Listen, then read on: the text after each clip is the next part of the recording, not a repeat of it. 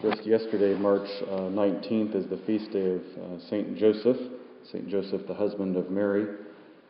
So I was able to take St. Joseph off the shelf there and put him in the front to give him sort of a little extra place of honor on his feast day. Was yesterday, but I'll leave him there for a few extra days.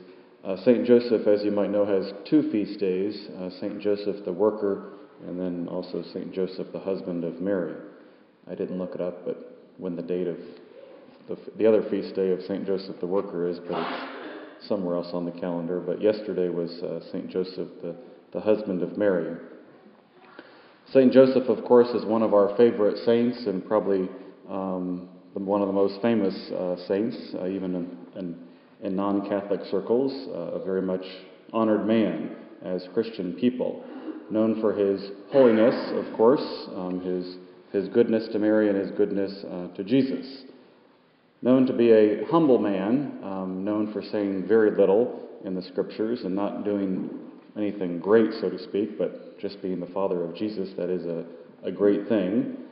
Of course, his trade was carpentry, a trade that he taught his son Jesus, or his foster son, the trade of carpentry and woodworking.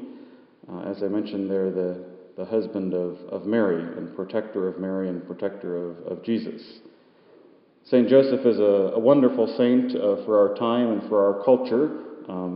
For all of us men, he's a great example for all of us, particularly for husbands and for dads. One of the great examples of how to be a good husband and how to be a good father. And so a good person for us to pray with, give thanks with, and to celebrate St. Joseph. In our gospel, St. Peter says to Jesus, or when this transfiguration happens, St. Peter says, it's good that we are here. That's a nice thing for that St. Peter said. I think when we see Jesus, or we've obviously come together to see Jesus here in this Eucharist, to see Jesus here in this church, and so I think together we could also share in those words and that thought of St. Peter. And together we can also say to Jesus, it is good that we are here. We've come together to see Jesus, to experience Jesus, to hear about him in his transfiguration, and then also to experience him here in this Eucharist. Every Sunday we can also say the stories of Scriptures. We experience Jesus and the amazing stories that we hear about and see. It's also something we keep coming back to hear more about, these amazing stories about Jesus and all the other great characters of the Scriptures.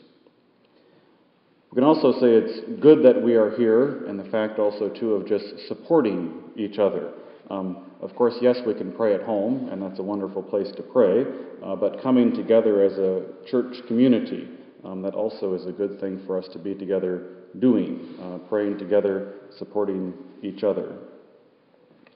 Peter goes on to say we should build some tents, one for Jesus, one for Elijah, and one for Moses. That's another good idea of St. Peter, building little tents. I forget exactly how it all translates, but the word tabernacle comes from the word tent. And so that's our little tent in our church, our tabernacle. We can also say this is our tent, obviously much more sturdy than what we think of when we think of tents. But we can also say these structures we build, as we know, are temporary. So in some ways we can call them tents in that way.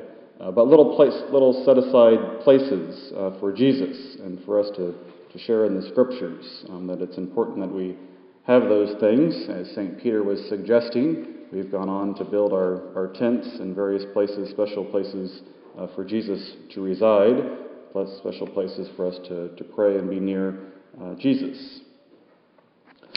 We can also, in our homes, place crosses and special sacred images, and that also reminds us that those are also places for Jesus to be, even in our own houses. The three apostles, as we see the story there, they became afraid when they heard that voice, that this is my beloved Son, listen to him. We might wonder, well, why were they afraid? Of course, a voice in the clouds, that's a little scary, but perhaps it was because they weren't listening as closely as they should have been listening. The voice said, listen to him. And maybe that's why they got a little bit afraid.